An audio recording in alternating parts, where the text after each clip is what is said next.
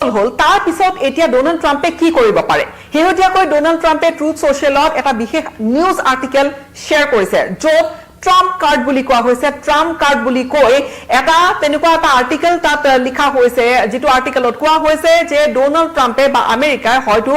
এতিয়া নৌসেনাৰে এটা হয়তো ব্লকেট সৃষ্টি কৰিব পাৰে ইৰানৰ তেল পৰিবহনৰ ক্ষেত্ৰত বা ইৰানৰ তেল এক্সপৰ্ট যাতে ইৰানে কৰিব নোৱাৰে তাৰ বাবে আমেৰিকাই এটা নেভেল ব্লকেট হয়তো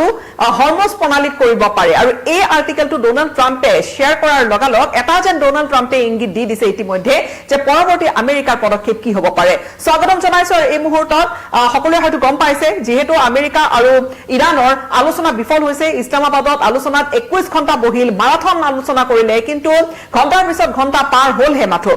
আলোচনাত কোনো ধৰণৰ সুফল নুলাল দুসপ্তাহৰ যি সিজফায়াৰ ঘোষণা কৰা হৈছিল ইয়াৰ ম্যাদ 21 এপ্ৰিললৈকে আছে এতিয়া 21 এপ্ৰিলৰ পূৰ্বে আকৌ এটা অভিযান ইৰানত চলাই দিব পাৰে নেকি ডোনাল্ড ট্ৰাম্পে আমেৰিকাই পুনৰবাৰ অভিযান চলাব পাৰে নেকি কোনে ক'ব নোৱাৰে সমগ্ৰ বিষয়টো পুনৰবাৰ অনিশ্চয়তাৰ মাজলৈ গুচি গৈছে কিয়নো প্ৰথম লানি যি আলোচনা কৰিবলৈ চেষ্টা কৰি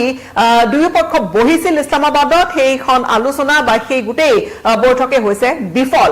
য'ত ইৰানে কোনো ধৰণৰ কথা আমেৰিকাৰ মানি লোৱা নাই বুলি আমেৰিকাই ক'বলৈ বিচাৰে আমেৰিকাই কিছু ৰেড লাইনৰ কথা কৈছে যে এইখিনি আমি এই বিষয়ৰ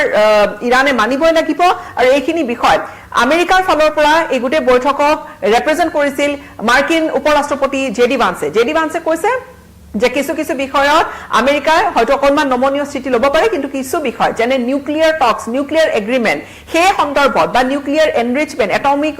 বা এটম বোমা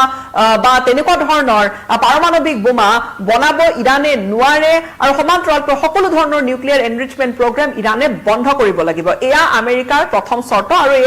এই চৰ্তত আমেৰিকা অটুট তেনেকুৱা এটা চৰ্ত ইৰানে একেবাৰে মানি নলয় আৰু যেহেতু ইৰানে কৈছে যে ডিমান্ডখিনি আমেৰিকাৰ এক্সেসিভ ডিমান্ড আমি কেতিয়াও তেনেকুৱা পাৰমাণৱিক বোমা বনাবলৈ আমি বিচৰা নাই ইৰানৰ মন্তব্য আমেৰিকাই কৈ আছে যে ইৰানে যেহেতু আমেৰিকাৰ এই কথাখিনি মানি ল'বলৈ বিচৰা নাই আৰু মুঠৰ ওপৰত এনেকৈ কথা পাতি 21 ঘণ্টাৰ এখন আলোচনা গৈ মৰকত সম্পূৰ্ণৰূপে বিফল হ'ল আলোচনাত কোনো ধৰণৰ সমাধান সূত্ৰ নুলাল কিন্তু তাৰ পিছতে ডোনাল্ড ট্ৰাম্পৰ যিখিনি মন্তব্য বা ডোনাল্ড ট্ৰাম্পে নিজৰ সোশ্যাল মিডিয়া প্লেটফৰ্মত যি ধৰণৰ আৰ্টিকেল এটা শেয়াৰ কৰিছে তাৰ পৰা আসলতে বহু প্ৰশ্ন বা বহু তেনেকুৱা প্ৰসংগ উত্থাপন হৈছে যে ইয়াৰ পিছত ডোনাল্ড ট্ৰাম্পৰ এনেকুৱা নিৰ্দেশনা হ'ব পাৰে নেকি যে হৰমুজ প্ৰণালীত নেভেল ব্লকেট আমেৰিকাই কৰি দিব যাৰ পৰিপ্ৰেক্ষিতত ইৰানে যিকেইখন দেশলৈকে নিজৰ তেল এক্সপৰ্ট কৰি আছে তাত আহি পৰিব ফুল ষ্টপ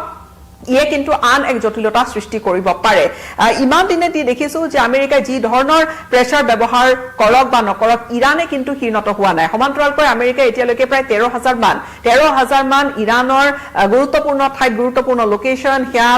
বিভিন্ন ঠাই হেয়া মিলিটাৰী ইনষ্টলেশন কক বা ইণ্ডাষ্ট্ৰিয়েল অঞ্চল কক উদ্যোগিক অঞ্চল কক তাত 13,000 মান সাইটত আমেৰিকা আক্ৰমণ কৰিছে ইজৰাইলৰো আক্ৰমণ হৈছে আৰু এই আক্ৰমণত দেখা গৈছে যে ইৰানত বহুখিনি ক্ষয়ক্ষতি হৈছে জেডি ভান্সে নিজেও কৈছে যে তেওঁলোকৰ আক্ৰমণ আমেৰিকাৰ আক্ৰমণ সম্পূৰ্ণৰূপে নিউক্লিয়াৰ এনৰিচমেন্টৰ যেটো প্ৰগ্ৰাম চলাই আছিল ইৰানে হেয়া টস নস হৈ গৈছে কিন্তু কমিটমেন্ট এটা আসলতে আমেৰিকাই বিচাৰে যে ইয়াতেই ফুল ষ্টপ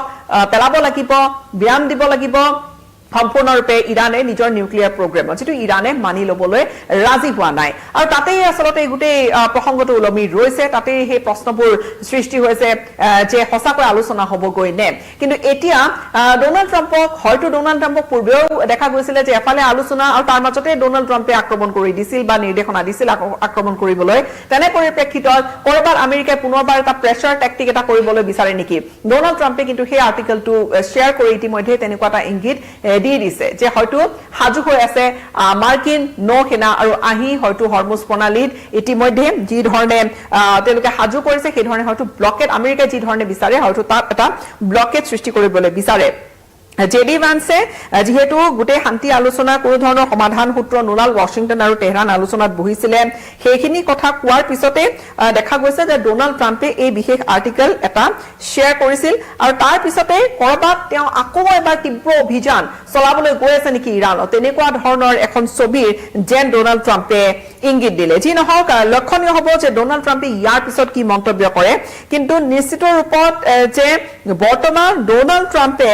যে এটা এটা চাপ এটা যে সৃষ্টি কৰি ৰাখিবলৈ বিচাৰিছে এটা চাপ বনাই ৰাখিবলৈ বিচাৰিছে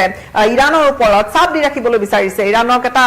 তেনেকুৱা এটা পৰিৱেশৰ মাজত ইৰানক ৰাখিবলৈ বিচাৰিছে যে ইৰানে যাতে হাতত একো উপায় নাথাকি কোনো ধৰণৰ বিকল্প নেদেখি আমেৰিকাৰ সৈতে যাতে বাধ্য হওক কথা পাতিবলৈ আমেৰিকাই যেন সেইটো বিচাৰে এতিয়া ইয়াৰ লগতে সেই যেটো বিশেষ নিউজ আৰ্টিকেলৰ কথা কোৱা হৈছে ডোনাল্ড ট্ৰাম্পে যেটো নিজৰ একাউণ্টত শ্বেয়াৰ কৰিছে সেই আৰ্টিকেলটোত কোৱা হৈছে ইয়াৰ পিছতে ইউএছ নেভিয়ে যেহেতু হৰমুজ প্ৰণালীৰ ওপৰত নিজৰ ক্ষমতা অৰ্থাৎ হৰমুজ প্ৰণালী নিজৰ নিয়ন্ত্ৰণলৈ আনিব পাৰে আৰু সেয়া এটা ক্ৰুচিয়েল এটা মেৰিটাইম এটা পথ বা এটা সাগৰীয় পথ যেটো পথেৰে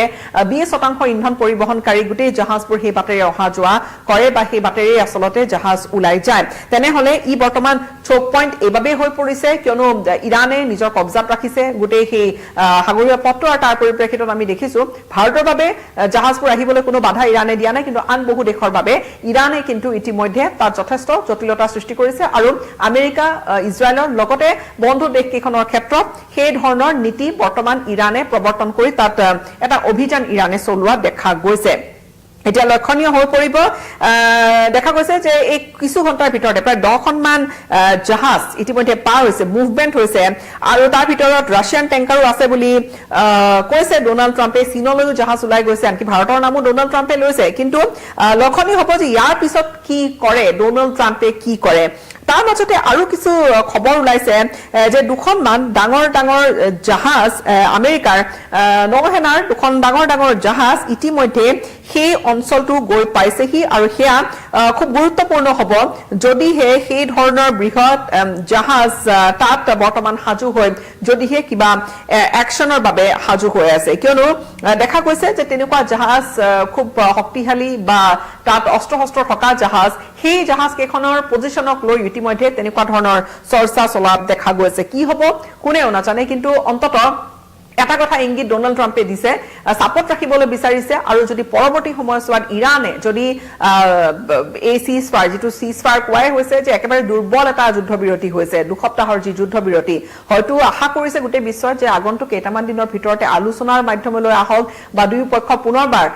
আলোচনাত সন্মুখাসন্মুখীকৈ বহি কথা পাতক ডিপ্লমেচিৰ বাট মুকলি হওক কিন্তু এই মুহূৰ্তত যি এটা স্থিতি ইৰানে অৱশ্যে কিছু তেনেকুৱা এটা ইংগিত দিছে যে প্ৰথম লানি আলোচনাত একো ধৰণৰ তেনেকুৱা তথ্য নোলালেও এক প্ৰকাৰ বাট আগলৈ মুকলি আছে বুলি ইৰানে তেনেকুৱা এটা ইংগিত দিছে কিন্তু ডোনাল্ড ট্ৰাম্পে এই আৰ্টিকেলটো শ্বেয়াৰ কৰি সম্ভৱতঃ পৰৱৰ্তী আমেৰিকা কি ধৰণৰ এক পদক্ষেপ ল'ব পাৰে ডোনাল্ড ট্ৰাম্পৰ পৰৱৰ্তী কি সিদ্ধান্ত হ'ব পাৰে সেয়া সম্পূৰ্ণৰূপে বিশ্বৰ আগত দাঙি ধৰিছে এতিয়া আগন্তুক কেইটামান ঘণ্টা খুবেই লক্ষণীয় কি হ'ব দেখা যাব কিন্তু ডোনাল্ড ট্ৰাম্পৰ পৰৱৰ্তী কি মন্তব্য হ'ব সেয়া হৈ পৰিব